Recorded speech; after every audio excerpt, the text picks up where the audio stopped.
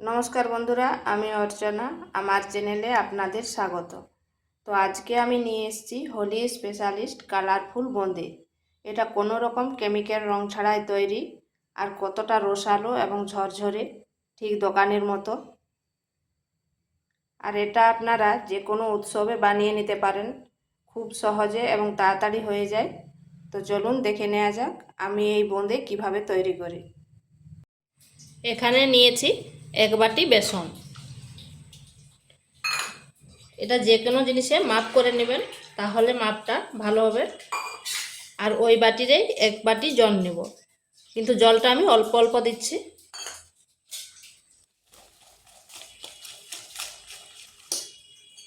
জলটা নর্মাল জল নিয়েছি।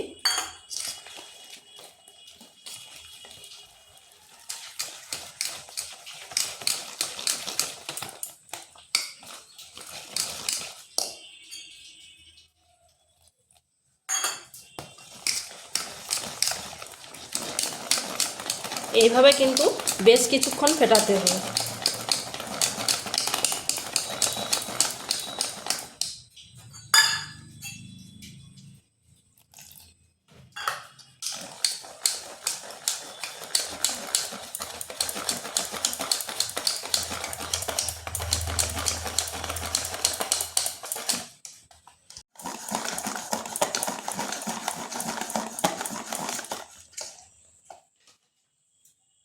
এখানে দিচ্ছি সামান্য 1 চিমটে লবণ।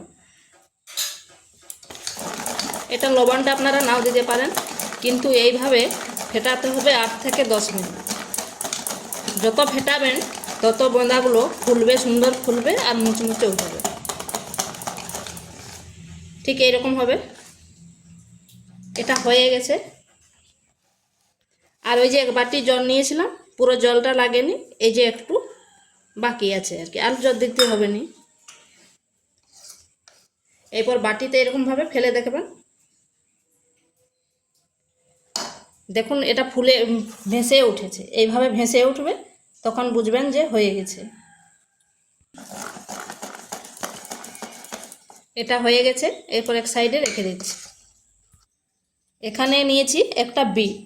এরপর বিটটাকে এভাবে গ্রেট করে নিচ্ছি। এই বিটের রসটা বের করে নেব।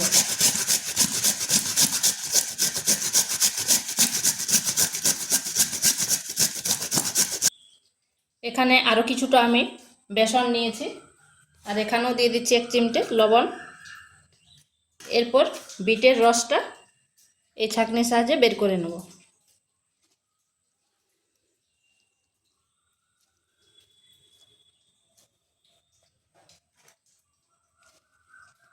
আপনারা চাইলে ফুড কালার দিতে পারেন, কিন্তু আমি এখানে ফুড কালার দিচ্ছি না।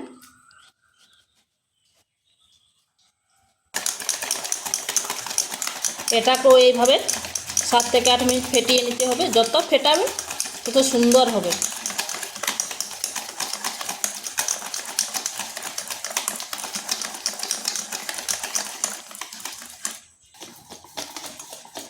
এটাও ফেটানো হয়ে গেছে।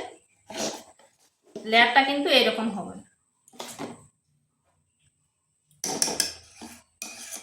এখানে কড়াই বসিয়েছি, তেল দিয়েছি, আর এই ছান্তার সাহায্যে করব, তাই ছান্তার উপরে একটু তেল দিয়ে দিচ্ছি।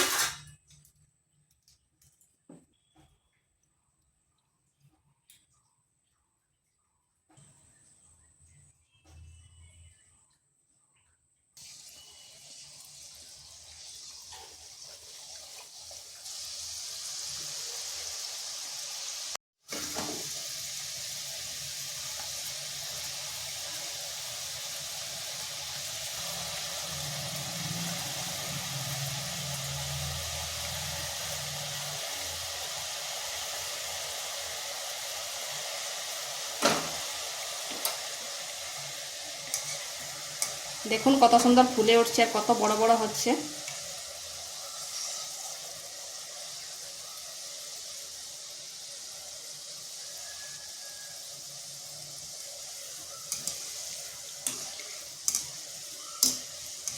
আর এটা বুঝবেন কি করে, যখন ওই যে বুজবুজ করছে ওগুলো বন্ধ হয়ে যাবে, তখন বুঝবেন যে হয়ে গেছে।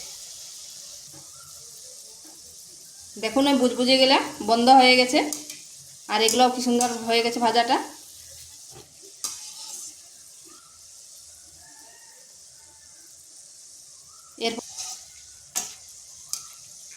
এরপর এগুলো তুলে নিচ্ছি।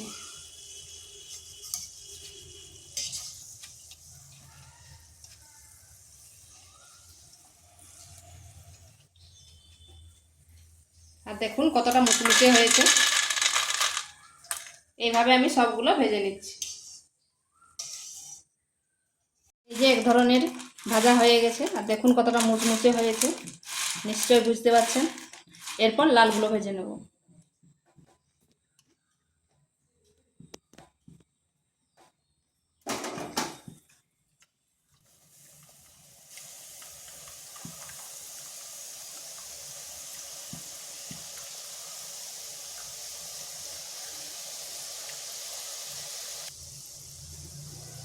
দেখুন কত সুন্দর হয়েছে, আর সবগুলা গোল হয়েছে।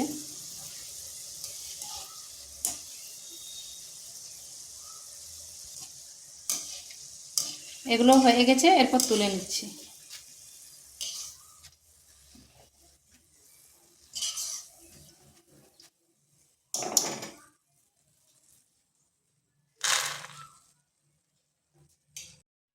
তো আমার দুই রকম বোঁদাগুলো ভাজা হয়ে গেছে, আর দেখুন প্রতিটা বোঁদায় কি সুন্দর গোল গোল হয়েছে আর কতটা মুচমুচে হয়েছে,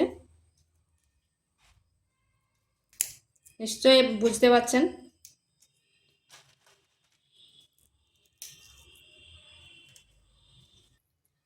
এখানে আমি চিনির সিরাপ বানাবো, তাই এখানে নিচ্ছি 1 বাটি চিনি, আর ওই বাটিরে 1 বাটি জল। আর এখানে দিয়ে দিচ্ছি 2টো এলাচকে থেতো করে নিয়েছি। এরপর চিনিটা গলার অপেক্ষা পর্যন্ত থাকছে। এখানে চিনির সিরাপটা খুব ঘন করব নি, জাস্ট চিনিটা মিলিয়ে গেলে হয়ে গেল। এরপর এখানে বোঁদাগুলো দিয়ে দিচ্ছি।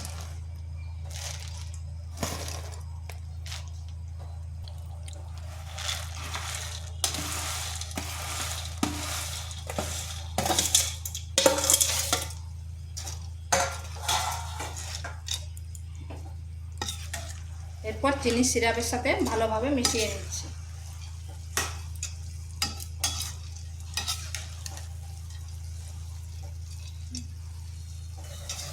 ভালোভাবে মিশিয়ে নিয়েছি।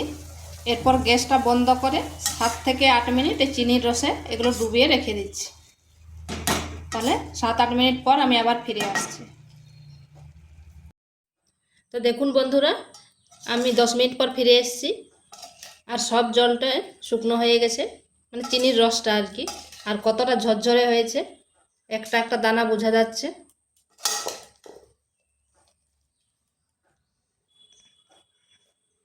দেখুন প্রতিটা দানা বোঝা যাচ্ছে, ঠিক যেন দোকানের মতো।